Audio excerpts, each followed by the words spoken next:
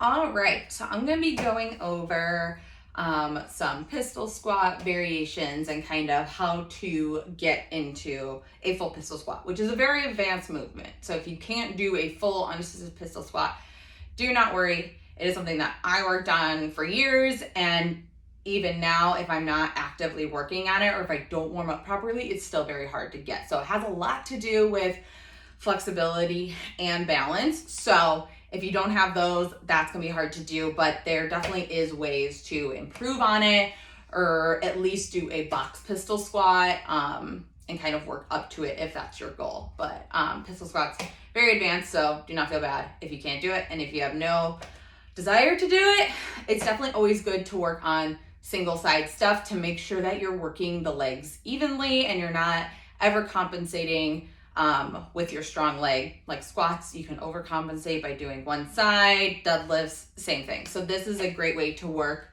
your legs individually and to kind of spot some maybe weak points that you can work on through single leg stuff. So I'm a huge fan of single side work. So pistol squats are, if you don't know, single leg squats. I'm not warmed up, so I'm not going to do a full pistol squat. Maybe I'll put it in at the end if I warm up after my workout. But I'm going to show you with a bench. You can do this with a box, with a chair, anything like that.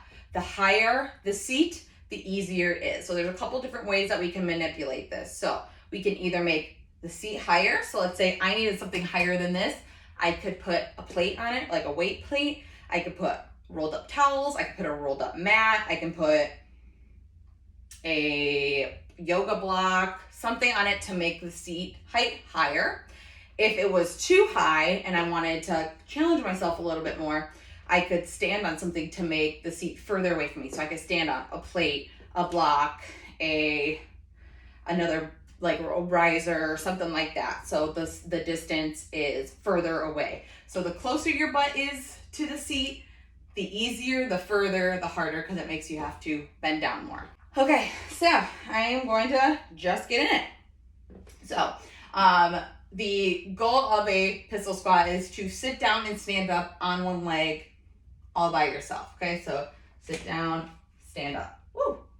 See, and that's where balance comes into play. Especially, you'll see on which leg you have better balance. So sit down and stand up. Switch legs, sit down, stand up. All right, so sitting down fully is kind of like intermediate. Ideally, you want to use the bench just to like tap and stand up. You don't want to be taking weight off your working leg by sitting all the way down. So kind of once you have mastered standing up, sitting down on one leg, you're going to work on tapping your butt to the seat. So just down, tap, and up. You don't want to fully rest on the bench. You can even kind of come away so you can't really sit down. You can use it just as like a mark. So you're down, feel it, and you stand back up. But I can't sit and rest on it. My right leg is not as strong or as stable. I was a soccer player, so I used my left leg to plant. So that was my stable leg. This one has more coordination, but is not as much strength. So you might be different, or you might be the same. So down and stand. Tap and stand. And then once I get better at that and feel more comfortable with the depth. All right, once you get comfortable with the depth that you're at, start challenging yourself by placing more distance between you and the seat. So I'm standing on about a 4-inch riser, so I'm lengthening the distance. So down and up, just tapping. If you need to start with just sitting all the way down, standing up, you can do that, and eventually just get to tapping up. And then now I'm going to go through some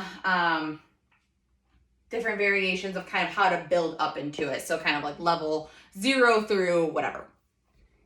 Okay, so I would say level 0 or level 1, let's call it level 0. So very, very base. You're going to sit down with one leg and the support of the opposite heel. So you're going to sit down. So you're still working the one leg on the way down, and then you're going to stand with both. So sit down, stand up with both, sit down, stand up with both. Level 1.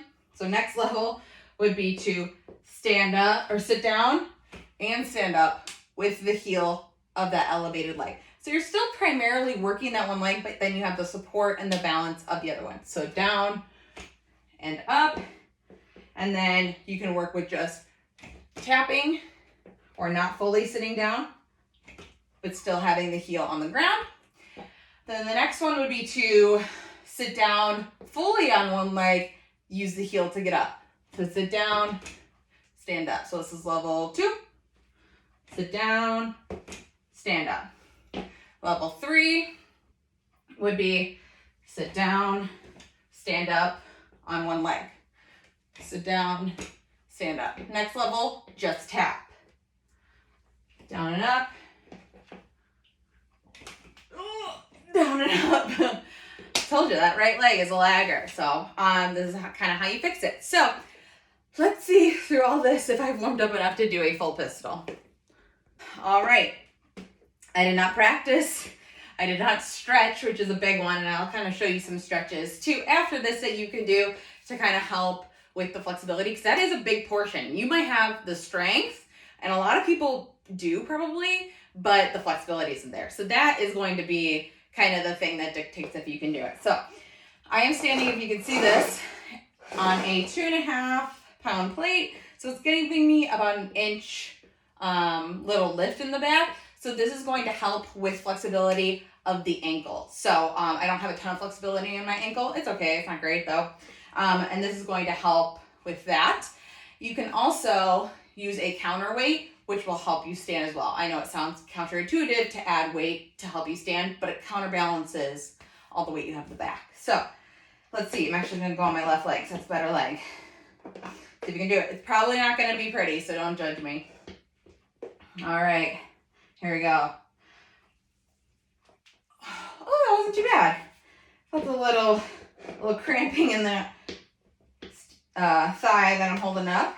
Let's see if we can do it with the right leg. Ooh, all right, happy with that. All right, so stretches now. All right, stretching. So you definitely want to stretch out your hips, your quads, and your ankles. Those are going to be the main ones. So any lower body movement, I like to do deep lunge stretch. So exactly what it sounds like, deep lunge. I love this for running, squats, lunges, really all of it. And then I kind of come down to this one knee just to get a deeper stretch. And then I'll kind of come back and sit, stretch out the back of the leg. And then I'll come up into a half kneeling, nice and straight. Don't push out like this. Core tight, standing up straight, and just flex the glute, and it'll fire down this front muscle here. Really will help with not cramping on this movement. So stretching out this, flip to the other side.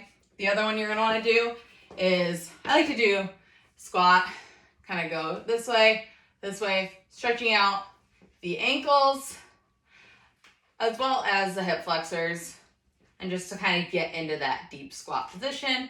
Again, I like to do this one for squats, lunges, anything really.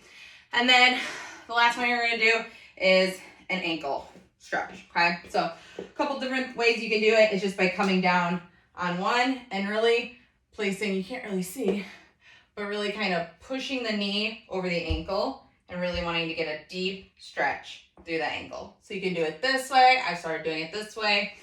Or another way you can do it is find a wall, put your toe at the wall, can't really see that I guess, and then pushing your knee towards the wall, and you'll get a stretch through that. And the wall, so you can kind of measure how far you're pushing. So there. So let's say we're doing it with this bench, and I was using that. So put your foot, press it to the bench. That was easy. Slide your foot back, press it again, and just feel the stretch of the ankle. Your ankle flexibility most likely is going to be the thing that inhibits you from doing that and being able to hold your leg up on the pistol. So you want to stretch out here, you want to stretch out here, and just flexibility overall is great. So I definitely recommend stretching at night, every night as part of your bedtime routine. Huge improvements in all areas of my life when I started doing that. So definitely stretch before and take these modifications, work up to your pistol squat, and you can get one too.